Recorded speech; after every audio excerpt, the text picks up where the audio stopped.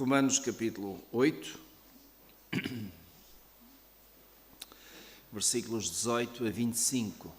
E o versículo 18 em diante, na minha tradução, diz assim: Pois tenho para mim que as aflições deste tempo presente não se podem comparar com a glória que em nós há de ser revelada, porque a criação aguarda com ardente expectativa a revelação dos filhos de Deus. Porquanto a criação ficou sujeita à vaidade, não por sua vontade, mas por causa daquele que a sujeitou, na esperança de que também a própria criação há de ser liberta do cativeiro da corrupção para a liberdade da glória dos filhos de Deus. Porque sabemos que toda a criação, conjuntamente, geme e está com dores de parto até agora, e não só ela, mas até nós, que temos as primícias do Espírito, também gememos em nós mesmos, aguardando a nossa adoção, a saber, a redenção do corpo, porque na esperança fomos salvos.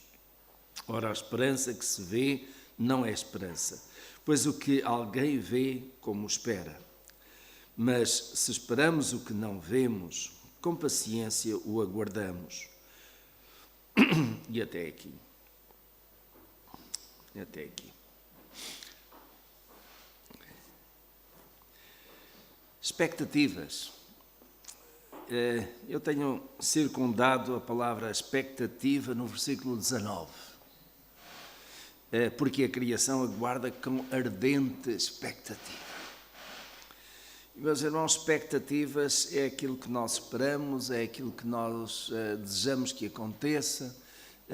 Quando alguém casa, estão a namorar, ficam noivos, começam a planear o casamento e sempre têm a expectativa de que a vida como casal aconteça de uma determinada maneira. Que, digamos, na vida conjugal, entre marido e mulher, as coisas aconteçam assim. Tem expectativa de que certas coisas venham a ter lugar. E os anos vão passando e algumas dessas expectativas vão ficando para trás. Ou vão ficando, talvez um dia, talvez mais tarde. Ainda não aconteceu, mas talvez venha a acontecer. E às vezes algumas delas nunca acontecem. São expectativas frustradas. Mas também é assim quando alguém está no emprego, num trabalho e que tem, digamos, a perspectiva de uma carreira profissional em que vai subindo de posto, vai chegando a postos cimeiros. Mas às vezes essas expectativas também são frustradas, fica a meio. Não é? Ou porque a empresa faliu, ou porque há um outro colega que é mais esperto naquele sentido de falar mais com a gerência, falar mais com a administração, dar graxa, subornar e consegue por isso mesmo chegar a lugares cimeiros sem ter mérito para isso. E a expectativa de quem trabalha, de quem realmente se esforça, de quem é aplicado, de quem é responsável, vai ficando para trás. Muitas outras expectativas. Quando os nossos jovens, até as crianças, estão no exame, ou estão-se a preparar para o exame, têm a expectativa de passar, de serem aprovados. Mas às vezes não são. E a expectativa também é frustrada. Em todas as áreas da nossa vida, nós temos expectativas, coisas que esperamos que aconteçam, que desejaríamos que acontecessem. Mas às vezes algumas delas não acontecem. O apóstolo Paulo aqui fala-nos, de facto, de expectativas. Não expectativa frustrada, mas expectativa superada. Expectativa que foi alcançada e até mais do que aquilo que inicialmente seria de esperar. Vamos ver, meus irmãos, primeiro o versículo 18, que fala aqui da glória que nos há de ser revelada. Reparem, o apóstolo Paulo tem esta expectativa de que a glória de Deus há de ser revelada. E, meus irmãos, colocando aqui alguns séculos, muitos séculos para trás, um grande homem de Deus quis ver a glória de Deus. E Deus não lhe permitiu ver a sua glória. Porque disse o quê? Não Estou a falar de Moisés. Quando Moisés quis ver a glória de Deus, o que é que aconteceu? Ninguém jamais que vê a Deus viverá. Moisés estava tão entusiasmado, tão deliciado, tão maravilhado com as bênçãos, os milagres que Deus tinha feito, que de facto queria ver a glória de Deus. Mas Deus não lhe permitiu e disse: qualquer um que vê a glória de Deus não viverá. Mas reparem, o apóstolo Paulo agora está a dizer que a nossa expectativa é o quê? É vermos a glória de Deus que nos há de ser revelada, que nos há de ser indicada. Agora, meus irmãos, esta glória de Deus, que é uma coisa impressionante, indescritível até.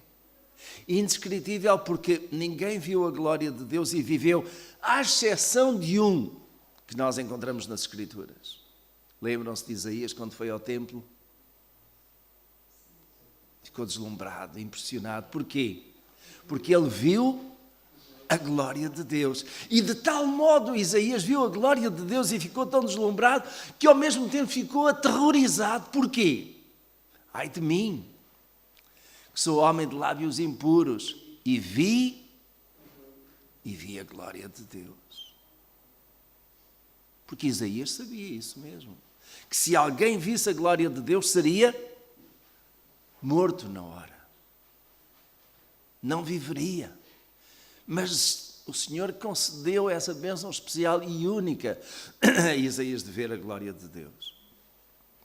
De certo modo, podemos falar também em João, o Apocalipse. Ele vê as coisas que lhe vão sendo reveladas e, de certo modo, vê Jesus no trono, vê a glória de Deus também, não é?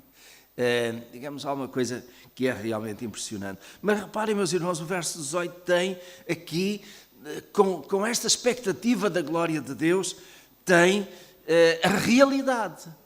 E essa realidade, vejam, pois tenho para mim que as aflições deste tempo presente. Nós temos a expectativa de ver a glória de Deus, que é uma coisa impressionante, deslumbrante. Mas a nossa realidade é o quê?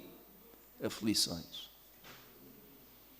Algum irmão aqui que não tenha passado ou esteja a passar por aflições? Que tipo de aflições? Enfermidades? Muitas vezes são aquelas que mais nos apoquentam, não é? Como os irmãos sabem, a semana passada a minha mãe esteve hospitalizada. O diagnóstico veio a ser mesmo aquele infarto agudo de miocárdio. Está lá. Ela de facto teve uma dor tremenda no peito, nas costas, com vômitos, etc.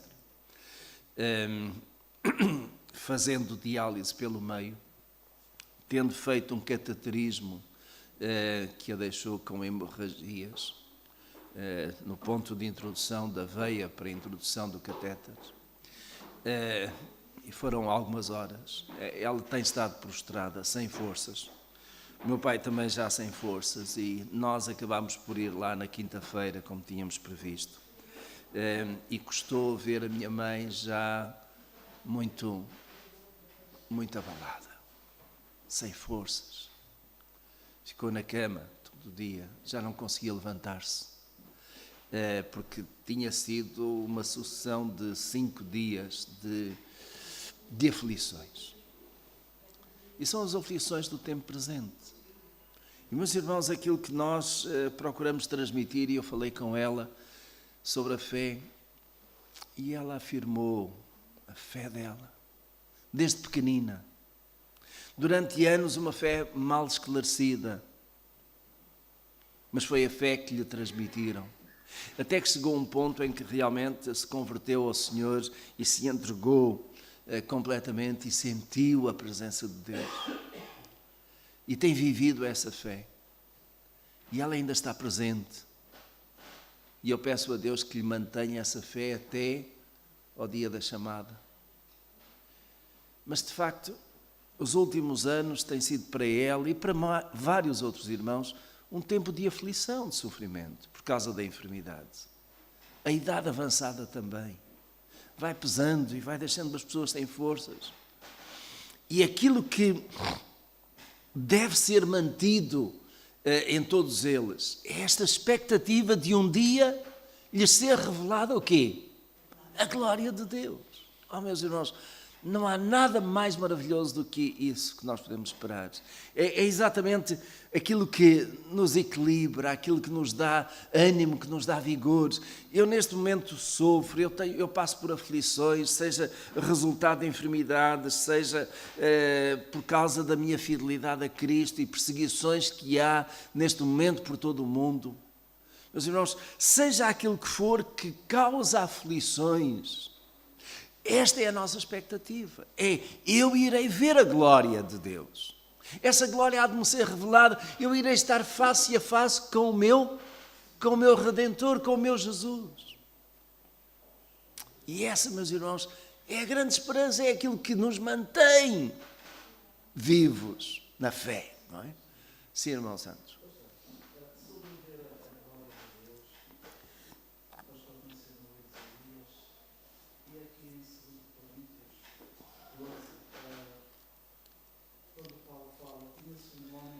Ah, sim, o espinho na carne, não é? Este homem, depois fala sobre o espinho na carne, este homem não seria o próprio Paulo? É essa a interpretação. Digamos, ele está a falar, de certo modo, de si mesmo, mas colocando não o eu, não é? Mas um homem em Cristo. Eu conheço este homem em Cristo, este homem sou eu, não é? Coisa deslumbrante, impressionante. Não sabemos exatamente o que ele viu, porque nem ele mesmo descreve isso, mas há uma coisa que foi delicioso, que o deixou estarrecido, não é? Com essa perspectiva, não é? E ficou tão maravilhado, mas entretanto, ao mesmo tempo, o espinho na carne. Espinho na carne. Porque, e ainda bem que chamou isso aqui. Nós, quando estamos na presença de Deus e estamos no caminho de Deus e sentimos realmente Deus agir na nossa vida, o diabo não gosta. E o diabo vem por todos os meios procurar roubar-nos a nossa espiritualidade, a nossa comunhão com Deus, aquilo que nos dá prazer por causa da sua presença em nós. Então, digamos, isso aí acaba por ser alguma coisa que está sempre a ser oposto, não é? E que fica do lado das aflições.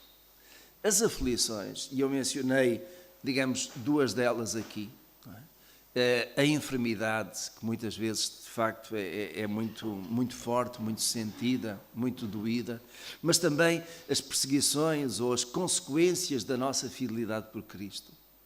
Mas pelo meio o diabo acaba por, às vezes, roubar-nos a paz, a paciência, arranjar intriga, arranjar dificuldades. Para quê? Para nos roubar a nossa paz com Deus, a nossa comunhão, o nosso bem-estar. Agora, meus irmãos, não nos admiremos por isso. Esse é o trabalho do diabo. É aquilo que ele sabe fazer, é aquilo que ele vai continuar a fazer. Mas o diabo pode tentar, mas nós, com o Espírito Santo habitando em nós, resistimos ao diabo. Passamos por tribulações, e eu aqui lembro-me muito e tenho citado várias vezes as palavras do Senhor Jesus aos seus discípulos: no mundo tereis aflições, mas tendo bom ânimo, eu venci o mundo. E é este bom ânimo que nós precisamos de encontrar por causa desta expectativa de vermos a glória de Deus. Mas os irmãos dirão: pastor, mas isso é uma coisa futura, está distante. Então, e neste tempo presente ainda há alguma coisa mais que está aqui para nós, não é? Ainda há alguma coisa mais que nos mantém a chama da fé acesa, não é? Vamos aqui ao versículo, os versículos 19 até ao 22, porque fala de uma criação que precisa ser redimida, de uma criação que sofre também por causa do pecado, não é? E o verso 19 diz, porque a criação aguarda com ardente expectativa. Os irmãos têm essa palavra ardente também? Ardente, não é? Alguma coisa que é forte, que é calorosa, podemos dizer. Ardente expectativa. O quê? A revelação dos filhos de Deus. A criação aguarda com ardente expectativa a revelação dos filhos de Deus. E eu pergunto, meus irmãos, que revelação é esta? Depois ainda volto atrás, no início do versículo. Mas que revelação é esta? A revelação dos filhos de Deus. Para melhor entendermos e procurarmos explicar, vamos olhar para a revelação. O que é revelar-se? Tirar o véu. Literalmente é isso que significa. Revelar é tirar o véu. Ou seja, desvendar, tornar a descoberto aquilo que estava escondido ou que estava um pouco oculto. E então o que é isto da revelação dos filhos de Deus? Os filhos de Deus estão escondidos? Estão ocultos? Às vezes estão. Um dia ouvi alguém dizer, olha, eu estive 20 e tal anos naquele meio, naquela fábrica, e nunca ninguém soube que eu era cristão. E ele, de certo modo, dizia isso. Tal foi a capa que ele colocou, que nunca ninguém soube que ele era cristão, nem sequer pelos atos que tinha, não é? Muito menos pelo testemunho que dava. Então, alguém que se esconde, alguém que se embrulha numa capa, digamos, mais mundana, para ninguém dar conta de que é cristão. Isto é exatamente o contrário daquilo que Jesus queria que nós fôssemos. Vós sois minhas testemunhas. A testemunha não fica escondida. A testemunha fala. A testemunha dá a justificação daquilo que presenciou, daquilo que viveu. E quando nós damos testemunho, estamos a dizer aos outros aquilo que se passou connosco. Então, de certo modo, é isto que está aqui associado. A criação, e já vamos ver, por isso é que eu disse, voltamos atrás, a criação aguarda com ardente expectativa a revelação dos filhos de Deus. E agora, meus irmãos, para melhor entendermos, vamos aqui, que criação é esta? O que vos parece? Que criação é esta? Que aguarda com esta ardente expectativa o nosso testemunho. Pergunto eu, porque depois um bocadinho mais adiante também tem. Pergunto eu, esta criação é a natureza ou são as pessoas? São as pessoas? Quais pessoas? Não.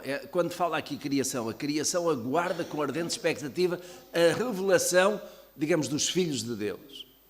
Portanto, se são pessoas, hão de ser não filhos, certo? A irmã diz, a sua tradução tem universo. E aí, digamos, também está bem. Universo, criação. Porque o universo é uma criação divina, não é? Criação de Deus. Mas, de novo, a questão é, esta criação é a natureza ou a pessoa não crente? E até podemos dizer, não ficaria mal se considerássemos que é tudo. Porque a pessoa é criação de Deus, certo? É o chamado, como Paulo menciona, não nesta carta, mas na carta aos Coríntios, o homem natural. O homem criado por Deus, mas sem que se tenha ainda convertido e mudado. Esse espera pela revelação dos filhos de Deus, ou seja, os não crentes, por outras palavras muito simples, os não crentes esperam pela revelação, pelo testemunho dos crentes, certo? Mas também a criação. Qual é o problema da criação?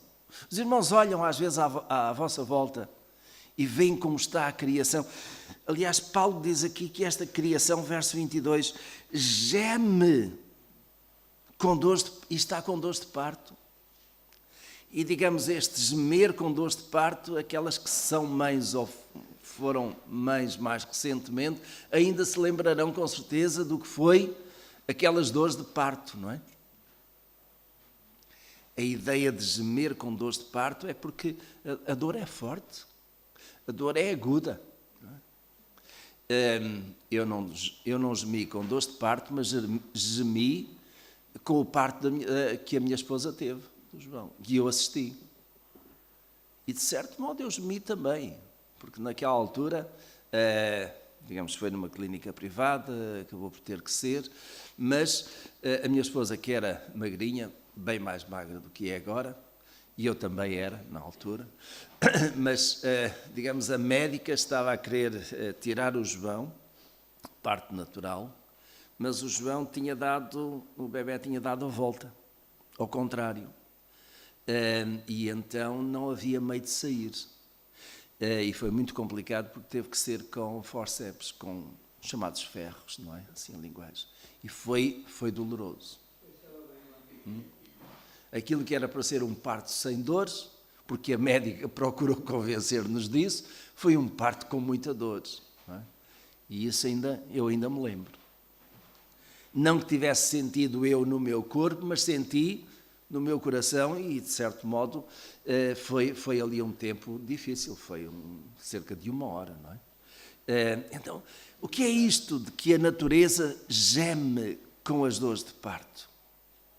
É porque alguma coisa que a natureza está a querer produzir está no seu desenvolvimento natural e que esse desenvolvimento natural é como que carregado de dor, de sofrimento. Meus irmãos, olhemos para a natureza. Ainda estes últimos anos tem-se repetido congressos, encontros mundiais sobre o chamado aquecimento do ambiente.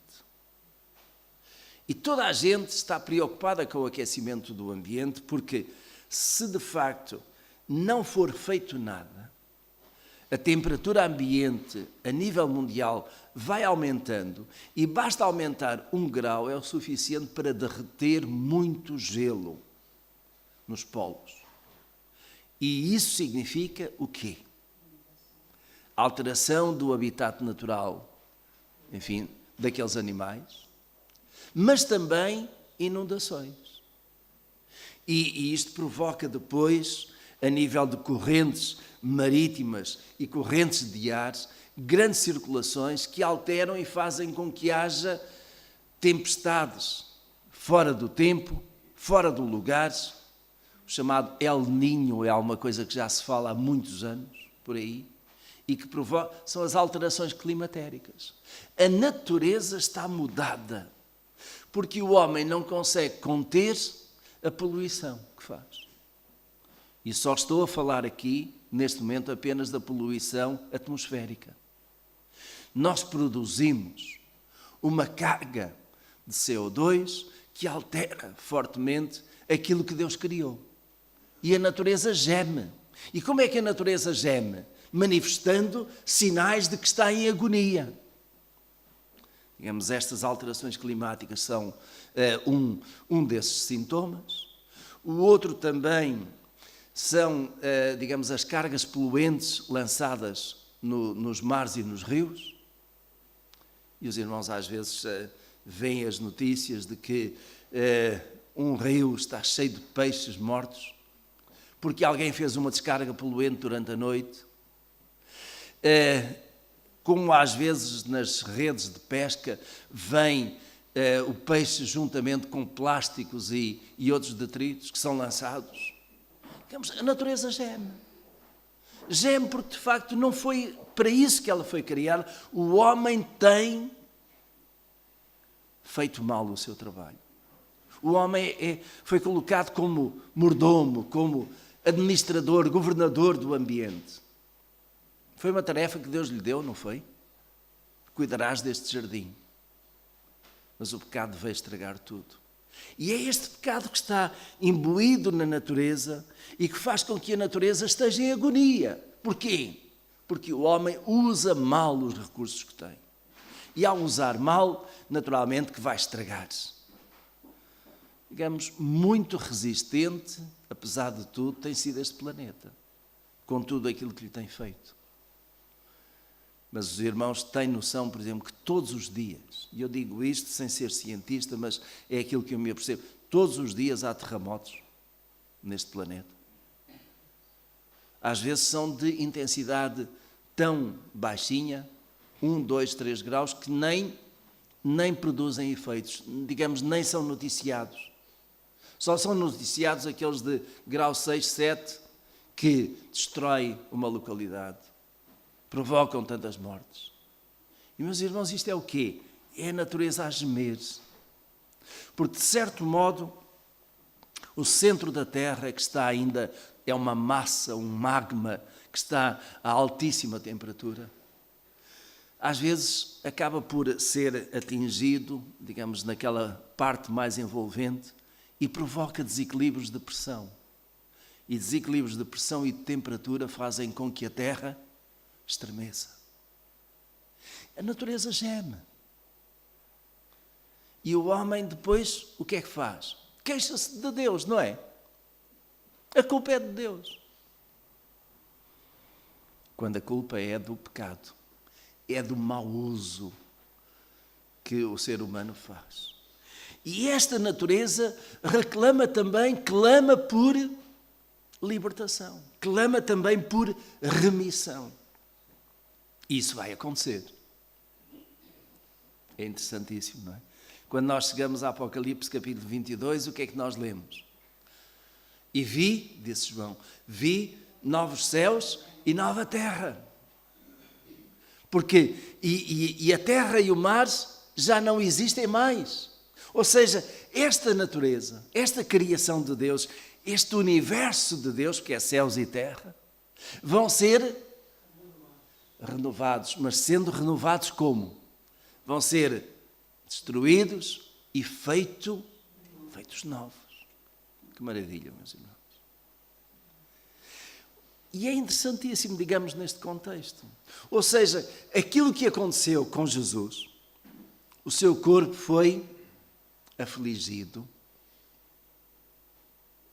o seu corpo foi massacrado, morreu, sepultado, mas ao terceiro dia ressuscitou, venceu a morte.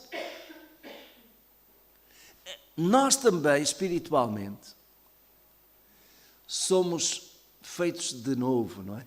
Nascemos de novo, primeiramente espiritualmente. O novo nascimento é isso. Quem está em Cristo, nova criatura é. As coisas velhas já passaram, eis que tudo se fez de novo. E essa foi a nossa remissão, é a nossa remissão. Nós fomos redimidos. E nós somos parte da criação, da natureza de Deus, do tal universo, não é? Mas nem todo o ser humano foi redimido, foi restaurado. E por isso mesmo é que a criação aguarda com ardente expectativa o quê? A revelação dos filhos de Deus. Nós temos, digamos, este encargo de reconciliação. Somos ministros, todos, não apenas os pastores, mas somos ministros da reconciliação. Procurando reconciliar o homem com Deus. E reconciliando o homem com Deus, que efeito é que isto produz na natureza? Cuidados especiais da natureza. Procurarmos tratar a natureza como convém, como é adequado. Não é? A criação geme. Verso 23. E não só ela, mas até nós, e vejam agora, eu creio que vai ficar mais claro, mas até nós que temos as primícias do Espírito. Vocês não estão a ver? Quem é que tem as primícias do Espírito?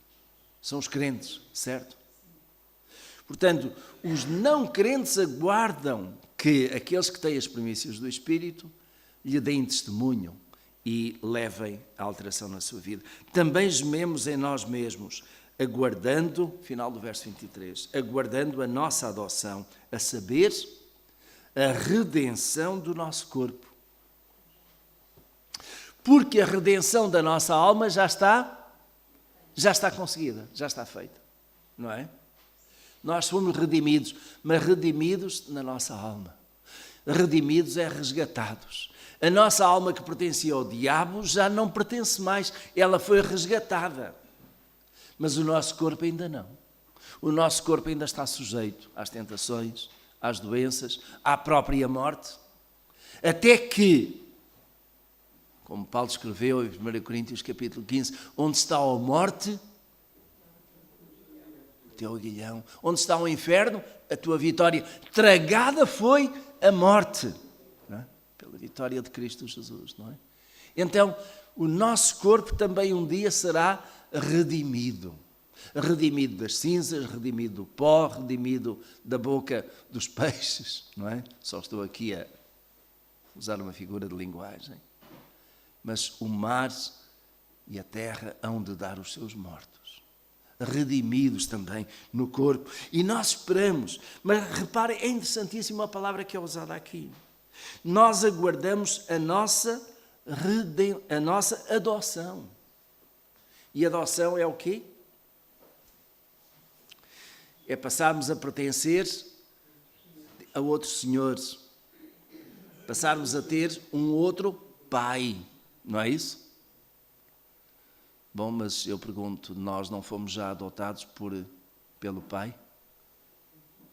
Fomos espiritualmente, não é? Espiritualmente o Senhor é o meu Pai. Bom, e fisicamente não é também? Eu não consigo separar a carne e o espírito. Faz parte de mim. A morte é que vem separar a carne e o espírito. E aquilo que Paulo está a dizer é que também o nosso corpo vai ser restaurado, redimido, alterado, de tal modo que também ele esteja, digamos, de novo resgatado. É interessante que quando Deus criou Adão e Eva, criou-os imortais, sem dores, sem qualquer possibilidade de alteração. Mas o pecado veio alterar essa possibilidade e veio estragar tudo, não é? Verso 24. Porque na esperança fomos salvos. E aqui entramos num campo muito interessante. Verso 24 e 25. Na esperança fomos salvos. Ora, a esperança que se vê não é esperança. Pois o que alguém vê, como o espera. Mas se esperamos o que não vemos, com paciência o aguardamos. E, meus irmãos, deixem-me dizer aqui, há uma frase que eu gostaria de deixar marcada. A fé é a mãe da esperança e a avó da paciência. Vejam lá se não é isso que está lá nesses versículos.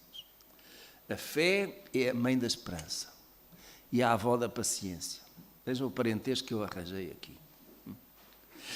Se a fé é a mãe da esperança, então a minha fé produz o quê? Esperança. É porque eu tenho fé que eu espero que as coisas aconteçam. E reparem, o apóstolo Paulo diz que a fé que se vê, não é?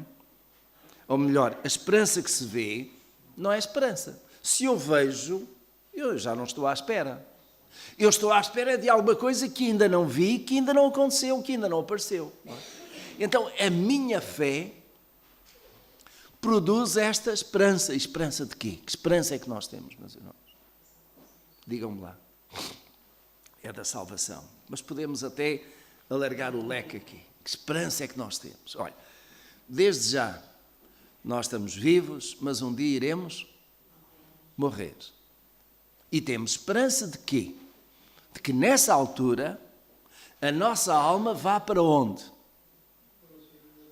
Para o seio de Abraão, para a presença de Deus. Isso é esperança. Nós não vemos isso ainda não. Pois não? Digamos, a nossa morte também não vemos. Mas, de certo modo, não temos dúvidas que ela irá acontecer. Certo? A menos que o Senhor Jesus venha, e se Ele vier e nós estivermos vivos, a nossa esperança já não é de morrer. A nossa esperança qual é? De sermos arrebatados. E nesse processo de arrebatamento, o que é que acontece? Nós seremos transformados no abrir e fechar de olhos. Porque este corpo não herdará o reino dos céus. É aquilo que a Escritura diz. Então, a minha esperança é que este meu corpo seja transformado. Seja por via de arrebatamento, seja por via de ressurreição. Então, esta é a minha esperança.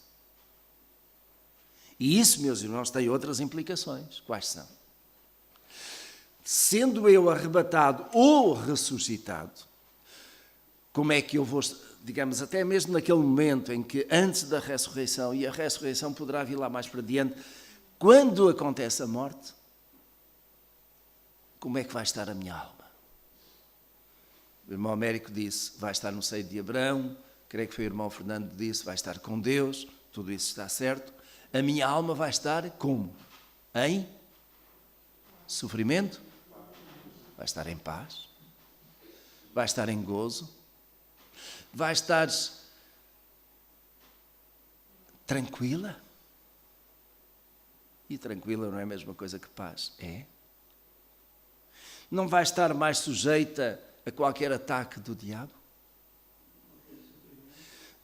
Qualquer sofrimento? Não há mais choro ali?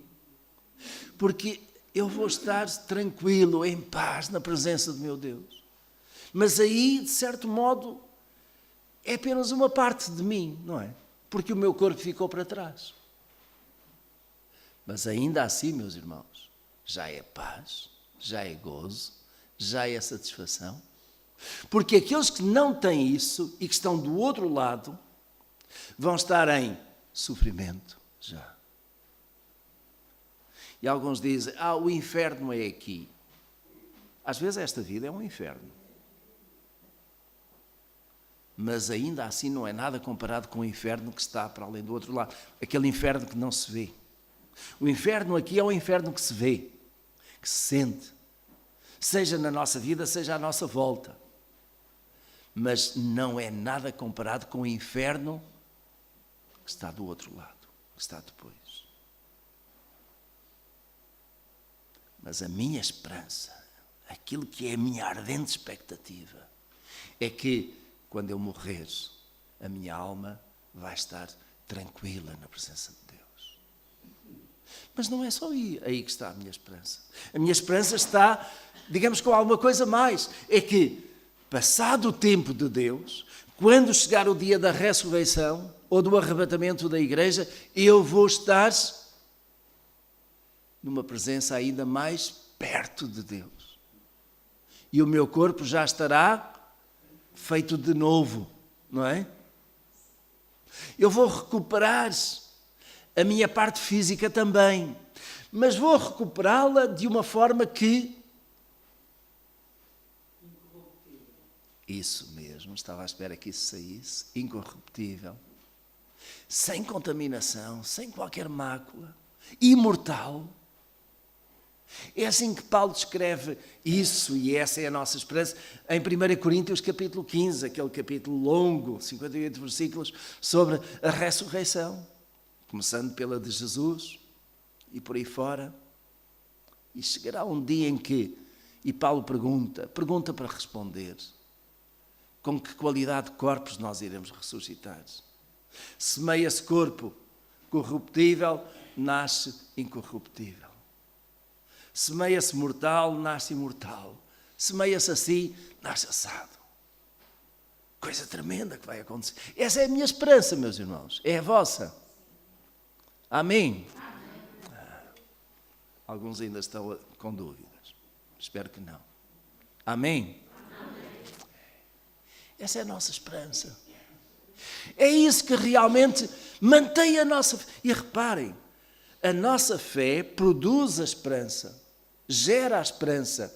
Mas por causa da minha esperança, a minha fé é alimentada, é experimentada, é fortalecida. E porque eu tenho fé, eu tenho esperança, meus irmãos, eu também vou ter o quê? Paciência, não é? Paciência para quê? Para esperar que estas coisas aconteçam, não quando eu quero, não quando eu marco no calendário, mas quando Deus diz, é agora. E os irmãos estão a ver porque é que eu disse que a fé é a mãe da esperança e a avó da paciência. Uma coisa gera a outra. A minha fé gera esta esperança. Paulo diz, coitados, ai daqueles que não têm esperança. Há muitos à nossa volta que não têm esperança, não é, meus irmãos? Aqueles que dizem que o mundo é o inferno, O mundo é o inferno, já não tem esperança de haver qualquer outra coisa do outro lado. Alguns dizem, a vida é aqui e depois tudo acaba. Tudo acaba, não há mais nada para o outro lado. Esses não têm esperança. E Paulo diz, nós não somos como aqueles que não têm esperança. Nós temos esperança. A nossa fé, que tem que ser alimentada, ela produz esperança.